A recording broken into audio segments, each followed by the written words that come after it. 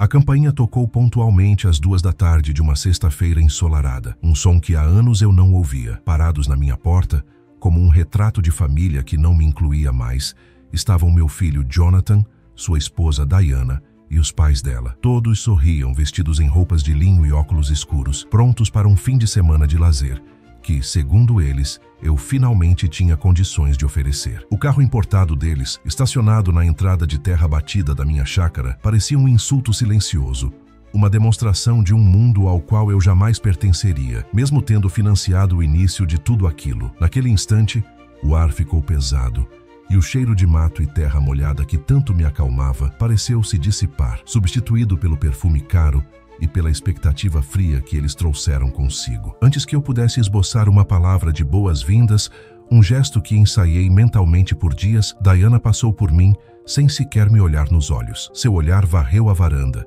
ignorou a cadeira de balanço onde passei incontáveis tardes solitárias e fixou-se na piscina, que brilhava sob o sol forte de Boituva. Com um sorriso venenoso, que ela nem se deu ao trabalho de disfarçar, ela se virou para o marido e disse em voz alta para que todos ouvissem: até que enfim o senhor serviu para alguma coisa. Pelo menos a piscina é decente. O som da sua voz ecoou no silêncio da minha casa e atingiu meu peito como uma pedra. Naquele exato momento, o plano que eu arquitetara por meses, em silêncio e com o coração pesado, deixou de ser uma ideia e se tornou uma certeza. Eles achavam que teriam um fim de semana de luxo. Mal sabiam que eu os havia convidado para sua própria humilhação. Aquele comentário não foi um deslize, foi uma declaração. Foi a materialização de anos de desprezo, de natais em que meu telefone não tocou, de aniversários de neto que eu só soube pelas redes sociais. Senti o calor do sol na minha pele enrugada e pela primeira vez em muito tempo, não me senti fraco. Senti uma calma gelada tomar conta de mim. A dor que antes era uma companheira constante e difusa, agora tinha um foco, um propósito. Cada batida do meu coração parecia marcar o tempo, um relógio em contagem regressiva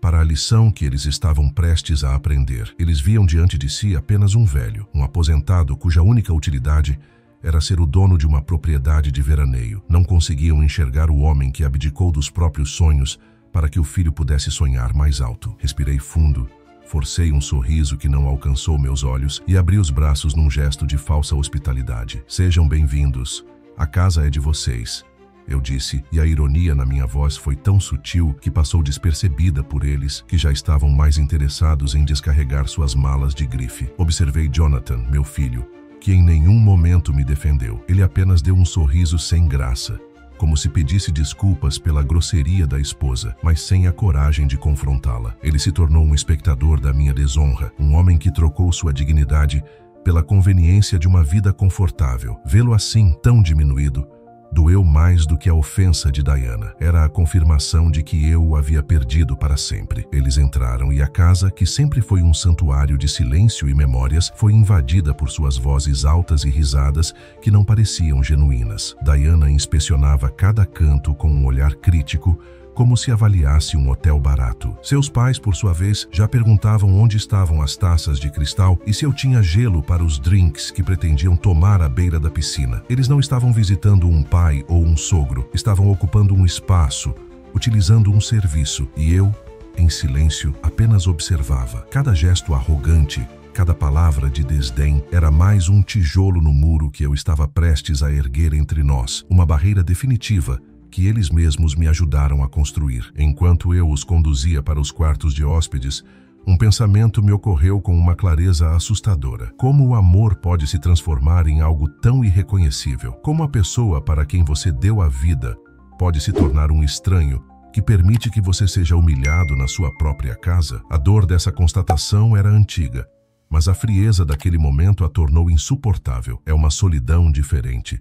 uma que corrói por dentro e te faz questionar cada sacrifício. Você já passou por algo assim? Sentir que todo o seu esforço, toda a sua dedicação foi esquecido e substituído por uma indiferença cruel? Você entenderia o que eu precisei fazer, não por vingança, mas para me sentir uma pessoa inteira novamente. Meu nome é Alberto, tenho 65 anos. Não sou um homem de muitas palavras, nem de grandes ambições. Minha vida foi forjada no barulho ensurdecedor de uma fábrica, um lugar onde o suor era a moeda mais valiosa e o silêncio um luxo raro. Passei 40 anos naquele chão de fábrica, desde a força bruta da minha juventude até os ossos cansados que hoje me movem com mais lentidão. Meu universo era o cheiro de óleo e metal, o som repetitivo das máquinas e um único propósito que me guiava como uma estrela guia: dar ao meu filho, Jonathan, um futuro que fosse o exato oposto do meu presente. Eu queria que suas mãos segurassem diplomas, não ferramentas pesadas. Eu sonhava que ele lesse livros,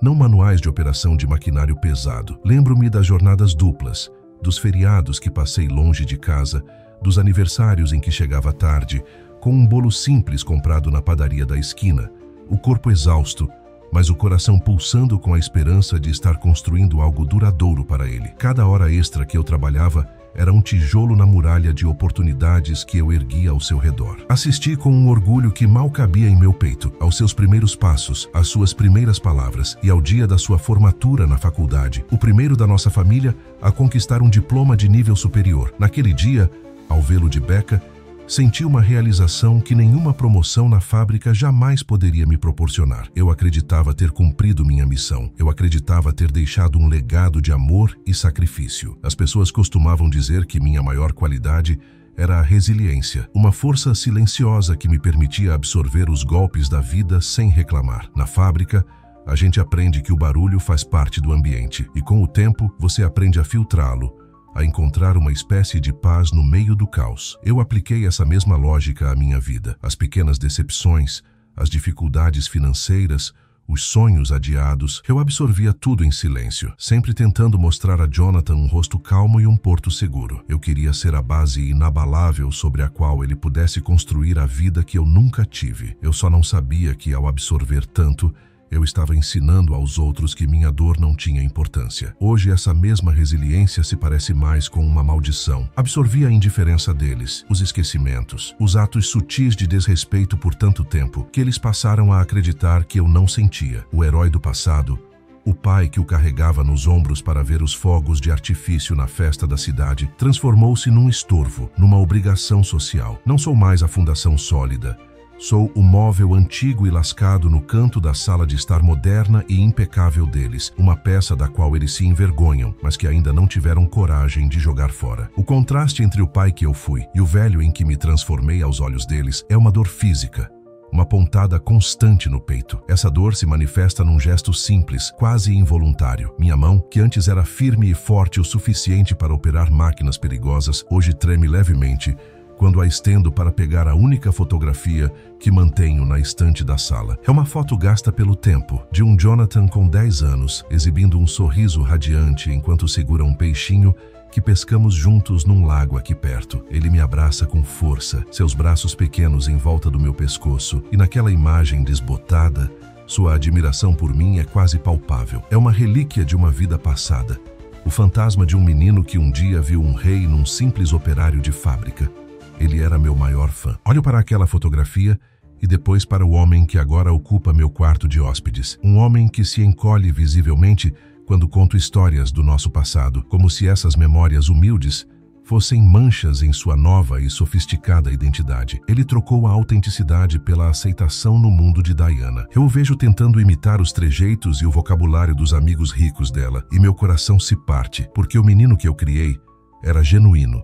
Era bondoso e, acima de tudo, não tinha vergonha de suas origens. Ele costumava me pedir para contar histórias da fábrica, dos meus avós. Agora ele me silencia com um olhar de desaprovação. Eu sacrifiquei minha juventude para que ele pudesse viver a dele em plenitude. Nunca tive um carro novo. Nunca tirei férias de verdade. Nunca coloquei meu conforto em primeiro lugar. Cada centavo que sobrava era investido na sua educação, nas suas roupas, no seu futuro. Não fiz nada disso esperando uma recompensa, mas no fundo da minha alma eu esperava o mínimo: respeito. Eu esperava ter um lugar na vida dele, uma cadeira na sua mesa que não fosse oferecida por obrigação, mas por amor. Hoje sou tratado como um caso de caridade, um fardo financeiro que eles toleram de vez em quando. Esta chácara, que comprei com o dinheiro suado da minha aposentadoria para ser nosso refúgio familiar, tornou-se para eles apenas mais um bem material a ser explorado. Eles não conseguem entender que esta terra, esta casa simples, é tudo o que me resta. Não se trata do valor monetário,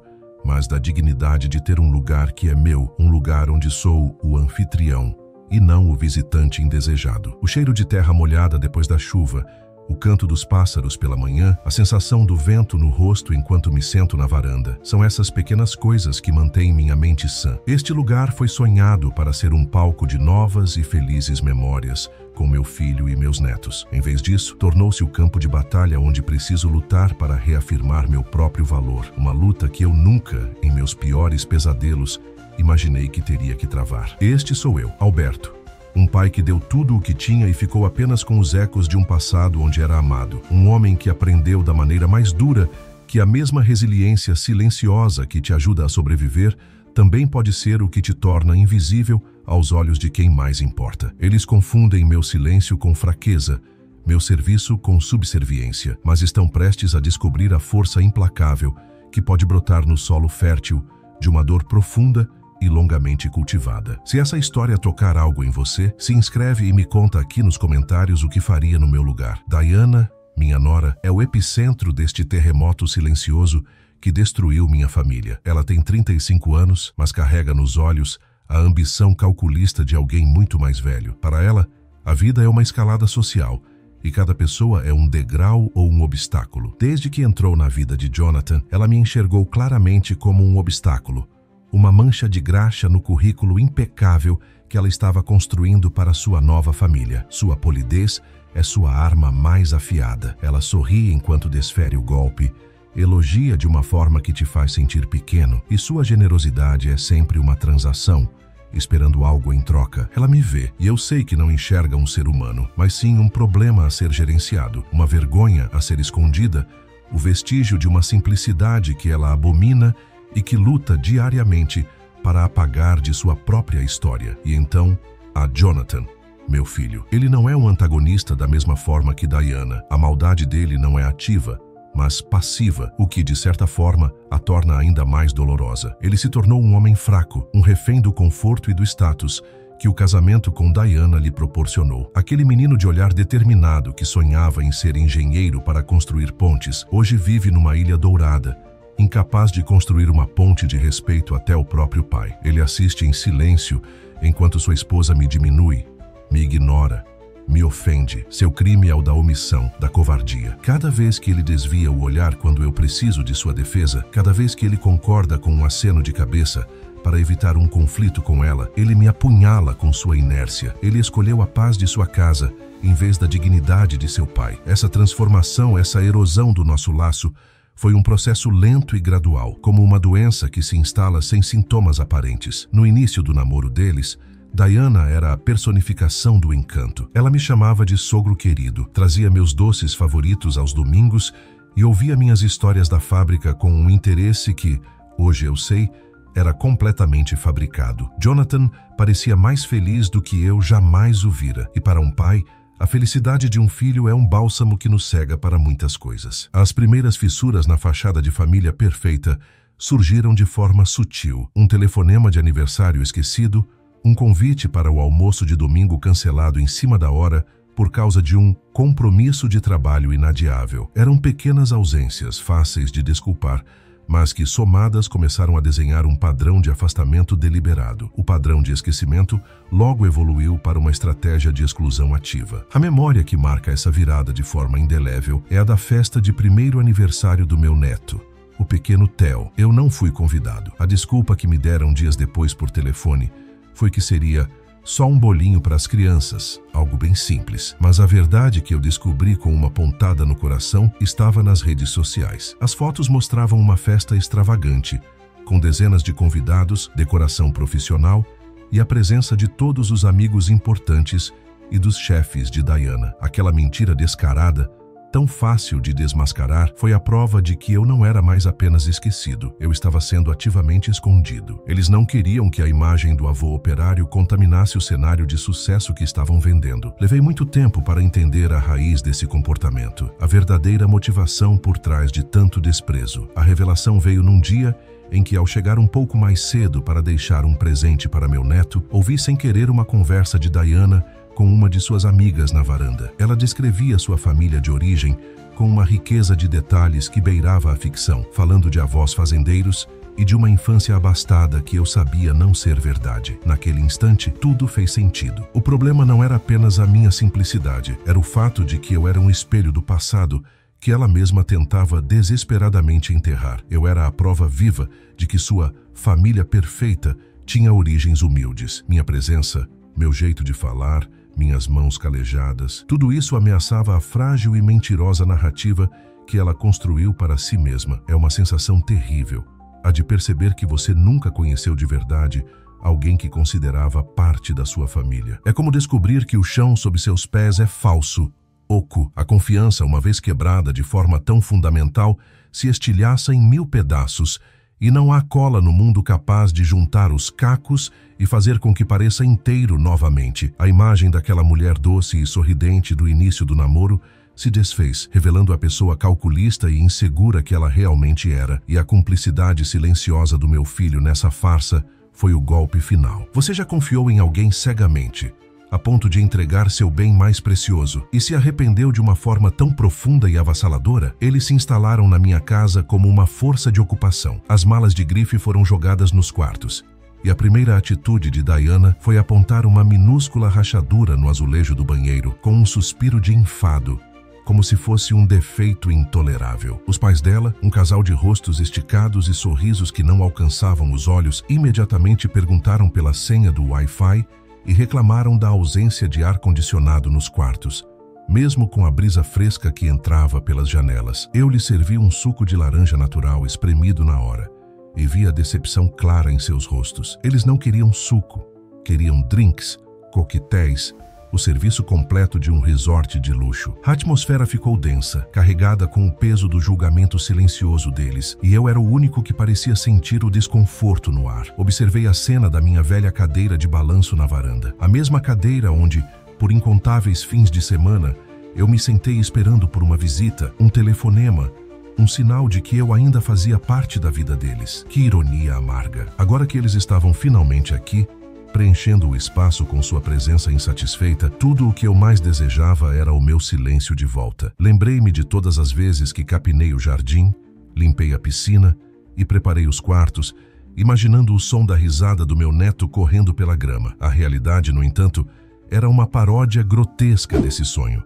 Era a encenação de um encontro familiar onde ninguém de fato queria estar. A forma como eles me ignoravam, conversando entre si como se eu fosse apenas parte da mobília, reabriu uma ferida que nunca cicatriza. O último Natal. Eu o passei inteiramente só. Tinha assado um peru, preparado a farofa que Jonathan tanto gostava e arrumado a mesa para 4, na esperança vã de uma visita surpresa que nunca se concretizou. Por volta das 10 da noite, meu celular vibrou com uma mensagem curta e fria. Feliz Natal, pai. Maior correria por aqui. Amanhã a gente te liga. Eles nunca ligaram. Eu jantei sozinho. E o silêncio da casa era tão profundo que eu podia ouvir o som da minha própria mastigação, com a mesa farta e vazia, servindo de monumento à minha completa e absoluta solidão. O conflito escalou durante o jantar. Com a boca cheia da minha comida, Diana começou a listar todas as melhorias que a chácara precisava. Um pouco de tinta aqui, talvez um porcelanato mais moderno no chão. Este lugar tem potencial, disse ela,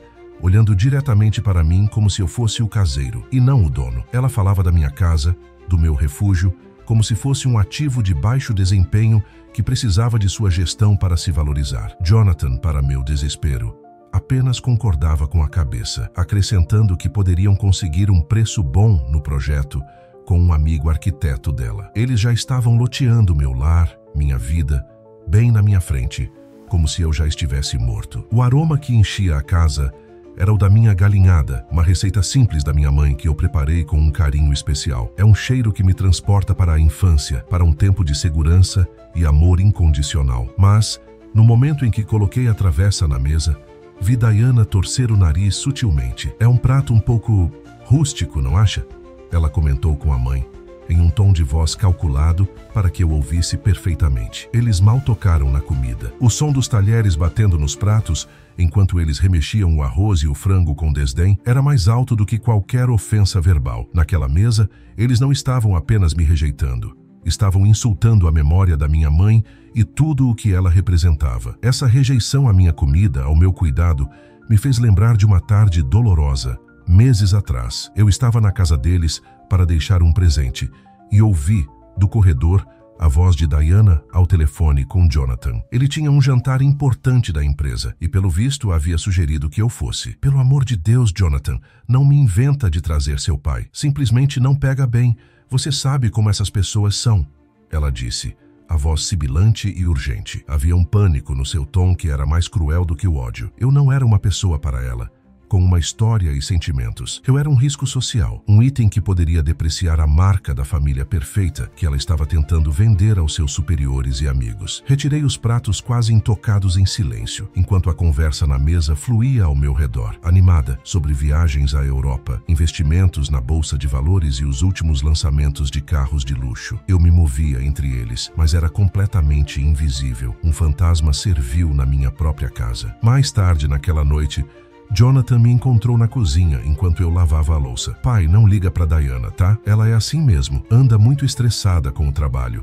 Ele murmurou, sem conseguir me olhar nos olhos. Era uma desculpa, não um pedido de perdão. Uma tentativa patética e covarde de aplacar a situação sem se indispor com a esposa. As palavras fracas dele ficaram suspensas no ar pesado da cozinha. Ele estava mais uma vez me pedindo para absorver o desrespeito, para engolir a humilhação em nome da sua paz conjugal. Ele esperava que eu fosse o velho resiliente de sempre, aquele que tudo compreende e tudo perdoa. Mas existe um limite para a quantidade de dor que uma alma consegue absorver antes de se partir, ou se transformar em algo duro, frio, irreconhecível. Olhando para o filho que criei, senti o gosto amargo do fracasso, não como pai, mas como homem que falhou em ensinar ao seu filho o verdadeiro significado de lealdade e dignidade. O que você faria nesse momento? Aceitaria a desculpa esfarrapada para manter uma paz que não existe, ou deixaria o silêncio mostrar que a ferida é profunda demais para ser curada com palavras vazias? Eu não respondi. Apenas continuei a ensaboar um prato, o som da água correndo sendo a única resposta. Meu silêncio o deixou visivelmente desconfortável. Ele esperou um segundo,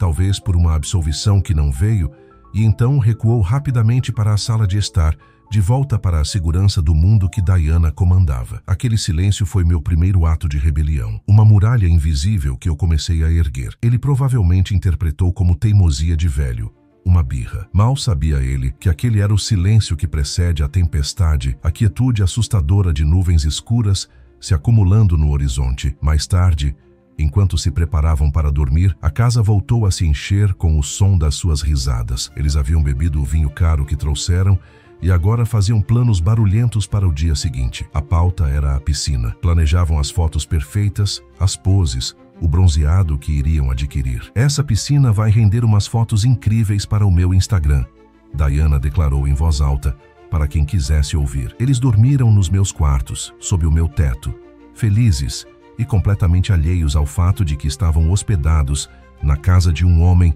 cujo coração eles haviam transformado em pedra. A menção das fotos me trouxe à mente o batismo do meu neto, um evento do qual eu só tive conhecimento dias depois, através das fotos que uma prima distante publicou numa rede social. Lá estava na imagem meu filho, Jonathan, segurando seu próprio filho na pia batismal. Diana ao seu lado, sorrindo para a câmera. Os pais dela, orgulhosos, posicionados como padrinhos. Eu nem sequer fui avisado que aconteceria. Eles batizaram meu neto e me amputaram daquele momento sagrado. Me apagaram da primeira memória religiosa da vida dele, como se eu nunca tivesse existido. Não foi um esquecimento, foi uma cirurgia de exclusão, precisa e sem anestesia. Naquela noite, quando a casa finalmente mergulhou no silêncio e as respirações pesadas indicavam que todos dormiam profundamente, eu saí para a varanda. O ar da noite estava fresco e carregava o perfume adocicado do jasmim que cresce perto do muro. A lua cheia banhava a chácara com uma luz prateada,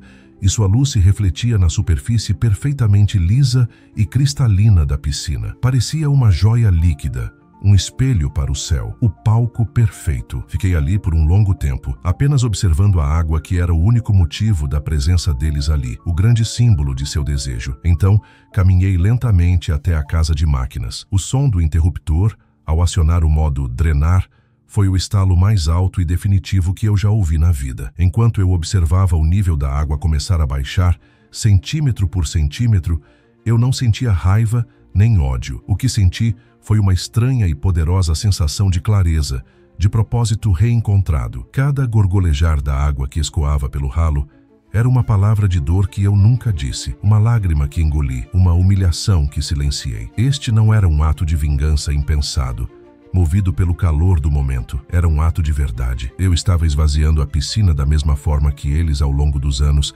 esvaziaram meu coração de todo o amor e carinho que eu sentia por eles. O simbolismo era frio, preciso e, para mim, perfeitamente justo. Na manhã de sábado, fui o primeiro a acordar antes mesmo do sol nascer. Preparei o café e o aroma forte e familiar se espalhou pela casa silenciosa. Sentei-me na minha cadeira de balanço na varanda, com a xícara quente entre as mãos, e esperei. Logo, comecei a ouvir os primeiros sons vindo de dentro da casa, vozes sonolentas que rapidamente se tornaram animadas ao notarem o dia de sol radiante. Mal posso esperar para entrar naquela água, ouvi a mãe de Diana dizer. Eu tomei um gole lento do meu café. A calma que me preenchia era absoluta, inabalável. A armadilha estava pronta. Jonathan foi o primeiro a sair, já vestindo um calção de banho colorido com uma toalha pendurada no ombro. Ele sorriu para mim.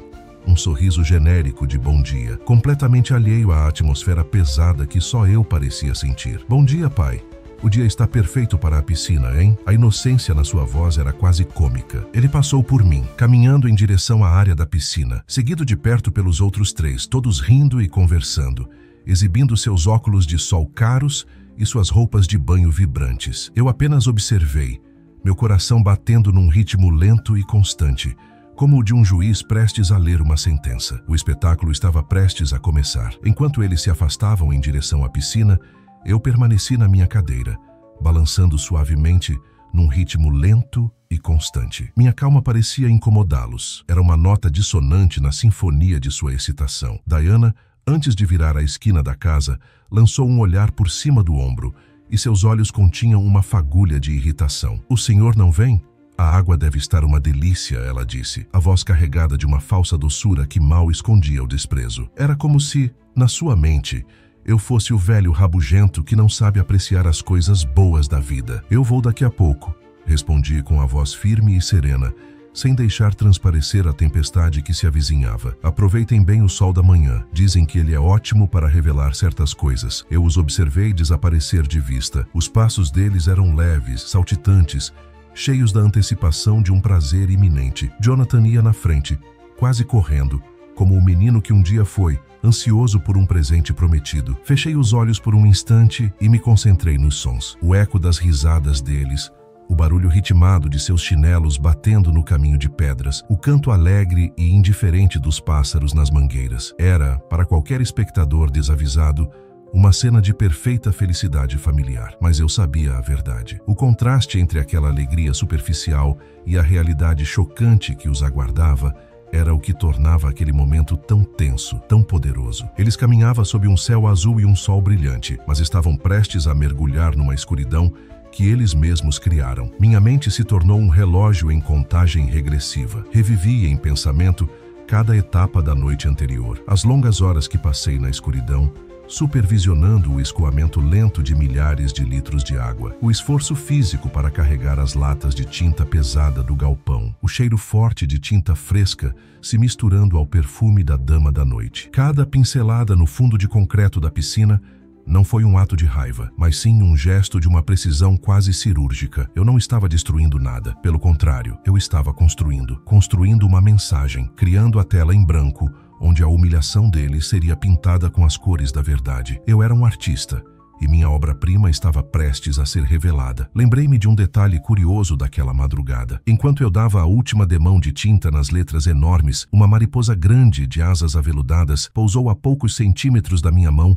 atraída pela luz da lanterna que eu usava. Ela ficou ali por um longo tempo, imóvel, como se estivesse testemunhando meu ato. Suas asas batiam suavemente contra o concreto frio, um som quase imperceptível. Naquele silêncio, pensei que ela era minha única confidente, uma observadora silenciosa da minha reclaiming de dignidade. Na quietude da noite, até a natureza parecia cúmplice, prendendo a respiração, aguardando o amanhecer e a revelação que ele traria. Aquela pequena e efêmera criatura se tornou parte indelével da história, um segredo que eu guardava no coração. Com os olhos ainda fixos no caminho agora vazio por onde eles passaram, as palavras que eu ensaiei mentalmente vieram à minha boca, num sussurro que só eu e o vento podíamos ouvir. Um decreto, uma profecia. Eles vieram pela água, mas encontrarão o deserto. Essa frase, para mim, resumia tudo. Não se tratava apenas de uma piscina vazia. Tratava-se da aridez de suas almas, da secura de seus corações. Eles viajaram até aqui em busca de um prazer superficial, de uma imagem para postar, de um luxo para consumir. Mas, em vez disso, seriam confrontados com um vazio profundo e retumbante. Um deserto que era, na verdade, o reflexo perfeito do que eles haviam me oferecido por todos esses anos. Nada. Consigo imaginar perfeitamente o que se passava na cabeça de Diana naqueles segundos. Ela certamente já estava elaborando a legenda para a sua foto no Instagram. Algo como vibrações de piscina, fim de semana em família abençoada. Ela não via minha chácara como o lar do meu pai. Via como um cenário, um pano de fundo para a sua performance de uma vida perfeita e invejável. A excitação dela estava diretamente ligada à imagem que ela projetaria para o mundo, à validação que receberia de seus seguidores. E é justamente por isso que a queda seria tão devastadora. Quanto maior a expectativa que ela criava para sua audiência imaginária, mais espetacular e humilhante seria o fracasso. Na noite anterior, pouco antes de todos se recolherem, eu havia plantado uma última semente de suspense, uma que eles ignoraram completamente. Parei na porta da sala enquanto eles riam e bebiam seu vinho e disse com a voz clara: durmam bem, aproveitem bastante a noite, porque amanhã este lugar vai se transformar. Lembro-me dos olhares que trocaram, uma mistura de confusão e pena. Jonathan chegou a dar uma risadinha condescendente. Pode deixar, pai. Boa noite. Eles devem ter pensado que era apenas o delírio de um velho senil, mas talvez agora, a um passo da revelação, minhas palavras estivessem ecoando em suas mentes, ganhando um novo e assustador significado. Não consigo mais vê-los, mas meus ouvidos estão atentos. E então acontece. O som das risadas e da conversa animada cessa de forma abrupta. Primeiro a voz da mãe de Diana se cala, depois a do pai, então a de Diana e por último a de Jonathan. A alegria é instantaneamente substituída por um silêncio denso, pesado, um vácuo sonoro que parece engolir até mesmo o canto dos pássaros. É o silêncio da incredulidade absoluta, o silêncio do choque, o silêncio de um plano meticulosamente executado, atingindo seu alvo com perfeição. Consigo visualizar, com uma clareza cristalina, os sorrisos congelando e se desfazendo de seus rostos, dando lugar a máscaras de puro espanto. Aquele silêncio é a minha deixa. É a trilha sonora da realidade deles se partindo. Eles finalmente chegaram à beira do deserto que eu lhes prometi. Durante anos, fui eu quem ficou em silêncio, esperando uma ligação, uma visita, uma palavra de afeto. Agora, o silêncio é deles. É o meu presente de despedida para eles. Um vazio ensurdecedor onde, com sorte, eles poderão finalmente ouvir o eco de sua própria arrogância e crueldade. O que acontecerá quando esse silêncio finalmente for quebrado mudará o curso de nossas vidas para sempre. Se quer saber como isso acabou, se inscreve agora e comenta o que você acha que vai acontecer. O silêncio, denso e pesado, é finalmente quebrado, não por um grito de raiva, mas por um arquejo agudo, um som de ar sendo sugado para pulmões que se esqueceram de respirar. A dona do som é Diana. Consigo visualizá-la perfeitamente, como se estivesse assistindo a uma peça de teatro da primeira fila. As mãos voam para a boca, os óculos de sol de grife escorregam pelo nariz, revelando olhos arregalados de horror e descrença. O oásis azul e perfeito que ela planejava exibir em suas redes sociais desapareceu. No lugar dele, há um buraco branco e cavernoso, uma ferida aberta na terra. O sol forte bate diretamente no cimento do fundo, criando uma miragem de calor que faz o ar tremer. O belo sonho de luxo se transformou num piscar de olhos, num pesadelo feio, estéril e inegável. Imagino a reação de Jonathan, meu filho. Ele estaria completamente paralisado, seu cérebro lutando para processar a cena impossível à sua frente. Ele não está vendo apenas uma piscina vazia, ele está vendo um ato de rebelião de um homem que ele havia descartado como passivo, um velho que ele acreditava já ter derrotado. É um quebra-cabeça cujas peças ele não consegue encaixar. Seu olhar, eu sei, alternaria entre a piscina e a casa, procurando por mim. Sua expressão, uma tela onde se pintava a confusão e, logo em seguida, o início de uma terrível compreensão. A desculpa fraca na cozinha, meu silêncio cortante, tudo começaria a se conectar, formando uma imagem que ele desesperadamente não quer ver. E então, quando seus olhos se acostumassem à luz forte do sol refletida no fundo branco, eles veriam. Estaria lá, impossível de não ler, impossível de ignorar. Pintada em letras garrafais pretas e acusadoras, a minha sentença final, cada palavra, uma martelada na consciência deles, o respeito que vocês me deram. Não é um grito de raiva, mas uma declaração de fato, fria, permanente, gravada na base de concreto do objeto de desejo deles. O vazio da piscina amplifica o poder da frase, transformando-a num epitáfio. É o monumento que construí para a negligência deles, a certidão de óbito do nosso relacionamento. Não há como fugir. Não há como interpretar mal o seu significado. O elemento crucial, a peça-chave do meu plano, eram os pais de Diana. Eles eram a audiência que ela mais queria impressionar. As testemunhas que transformariam o vexame privado em humilhação pública. Imagino o choque inicial em seus rostos, dando lugar ao constrangimento, e depois a um olhar frio, avaliador, direcionado à própria filha. Eles foram convidados para um fim de semana de luxo e status, e em vez disso, ganharam ingressos na primeira fila para o colapso nervoso de uma família disfuncional. O maior medo de Diana, a exposição de suas origens e de suas falhas, estava se materializando bem diante das pessoas cuja validação ela usava como oxigênio. A sua fachada de perfeição estava ruindo em tempo real. Diana, é claro, seria a primeira a reencontrar a voz, e quando o fizesse, ela viria carregada de um veneno que ela não se preocuparia mais em disfarçar. O que significa isto? O que você fez, seu velho maluco? Eu a imagino gritando, o corpo virado na direção da casa, o rosto contorcido numa máscara de fúria. A mulher sofisticada e contida desapareceu, dando lugar à sua forma verdadeira, crua, feia, desesperada. A raiva dela não é pela piscina, é pela perda de controle. É por eu ter ousado roubar o protagonismo da sua narrativa, por ter transformado o seu palco de ostentação num pelourinho. Para uma manipuladora como ela, a perda do controle da narrativa é o crime supremo. É nesse momento que eu me levanto da minha cadeira de balanço, pego minha xícara de café, agora fria, e caminho em direção a eles, sem pressa. Meus passos são lentos, medidos, cada um deles um baque surdo no chão de terra. Ao dobrar a esquina da casa e finalmente entrar em seu campo de visão, todos os 4 pares de olhos se voltam para mim. O jogo virou. Eu não sou mais o caseiro invisível, o servo silencioso. Eu sou o arquiteto daquela cena desoladora, o diretor da realidade desconfortável em que eles estão mergulhados. Encaro o rosto pálido e chocado de Jonathan. Pela primeira vez em muitos anos, ele me olha. Ele realmente me enxerga. E no fundo de seus olhos, não vejo raiva, vejo uma centelha de medo. Ele está conhecendo um pai que ele nunca soube que existia. Parou a uma distância segura, permitindo que o silêncio se estenda por mais alguns segundos torturantes. Deixo que eles absorvam a imagem completa.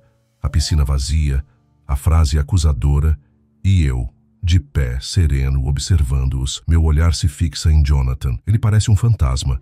A boca entreaberta, como se quisesse formar palavras que se recusam a nascer. Ele está preso numa armadilha, espremido entre a vergonha pública, a fúria da esposa e a verdade irrefutável pintada a seus pés. A ponte que ele se recusou a construir para se conectar a mim finalmente desabou, e agora ele está ilhado, sozinho, no meio dos escombros que ele mesmo ajudou a criar. Este é o clímax, o momento em que eu poderia explodir, gritar, jogar em seus rostos cada humilhação, cada Natal solitário, cada desprezo silencioso. Mas isso seria jogar o jogo deles, usar a linguagem do drama e do caos que eles tanto dominam. Eu escolhi a minha própria linguagem, a do silêncio digno e da ação simbólica. Meu plano nunca foi sobre uma discussão, foi sobre criar uma imagem tão poderosa, tão devastadora, que nenhuma palavra seria necessária. Eu não precisava lhes dizer que eles me esvaziaram de todo o amor. Eu lhes mostrei. A piscina vazia era o espelho de suas almas, e o reflexo era insuportável. Olho para o rosto de Diana, agora vermelho e distorcido pela raiva, para meu filho, paralisado pela vergonha, e para a verdade que brilha sob o sol forte,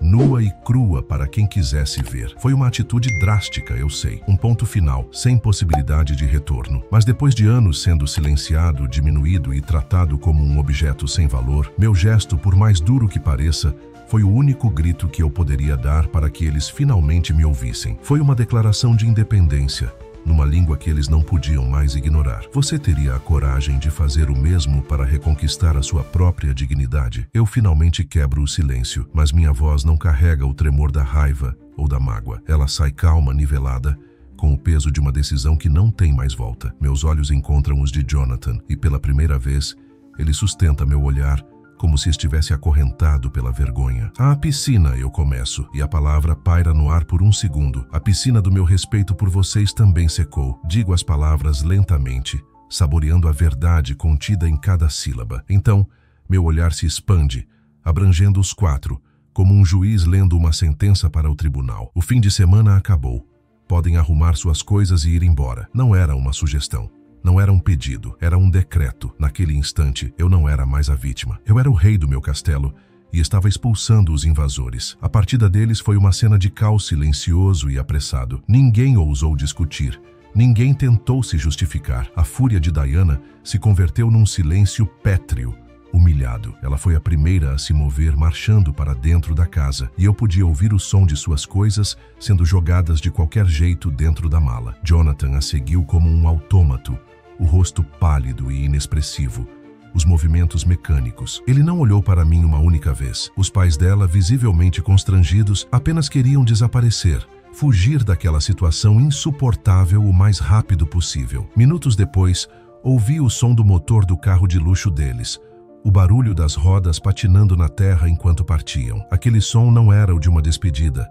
Era o som de um capítulo da minha vida sendo arrancado e queimado para sempre. Quando a poeira que o carro deles levantou finalmente assentou e o silêncio retornou à minha chácara, eu não senti alegria, nem um sentimento de triunfo. O que senti foi algo muito mais profundo e transformador, um alívio imenso, uma leveza que eu não sentia há anos, como se um peso invisível que eu carregava nos ombros há tanto tempo tivesse finalmente se desprendido e caído no chão. Voltei para a minha cadeira de balanço na varanda e me sentei. A casa estava silenciosa novamente, mas era um silêncio diferente. Não era mais o silêncio opressor da solidão e da espera. Era o silêncio da paz, o silêncio da soberania reconquistada, o som da minha própria companhia sendo, finalmente, o suficiente. Naquela tarde, olhando o sol se pôr no horizonte, refleti sobre o que foi perdido e o que foi ganho. Eles vieram em busca de um fim de semana de lazer e prazer superficial e saíram daqui tendo perdido um pai e um sogro para sempre. Eu, em contrapartida, precisei orquestrar um momento de confronto doloroso, mas no processo recuperei minha alma. Compreendi que, por anos a fio, eu estive me agarrando ao fantasma de um relacionamento que não existia mais, a memória do menino que me admirava, na esperança de que um dia ele retornasse, mas aquele menino se foi, substituído por um homem que eu não só não reconhecia, como também não podia mais respeitar. Esvaziar a piscina foi também um ato de esvaziar meu coração daquela falsa esperança. A lição que aprendi ali, sentado na minha varanda, foi universal. Você não pode obrigar ninguém a te amar ou a te respeitar. O amor e o respeito devem ser dados livremente ou não têm valor algum. O que você pode e deve fazer é se recusar a tolerar o desrespeito. A sua dignidade não é um presente que os outros te dão, é um território que você mesmo precisa demarcar e proteger. Naquele dia, minha chácara deixou de ser apenas uma casa com piscina. Ela se tornou o reino do meu autorrespeito,